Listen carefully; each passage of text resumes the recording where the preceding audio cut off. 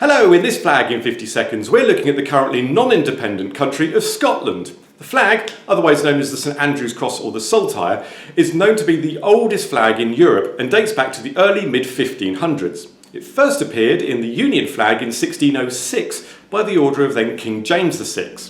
With regards to the colours, the white represents peace and honesty, and the blue represents truth, justice and vigilance. The blue has varied much during the flag's lifetime, anything from a light blue to a dark navy blue, and anything in between. Basically, any old blue dye that was hanging around was good enough to be in the Scottish flag. It only took the Scots 550 years and a government committee to decide which shade of blue they needed to go for. In 2007, Angus Council decided to replace all of their St Andrews flags with their local Angus flag instead, much to the anguish of their local citizens. So a compromise had to be found before discord broke out. Bonnie Scotland, part of the United Kingdom. Well, for the time being.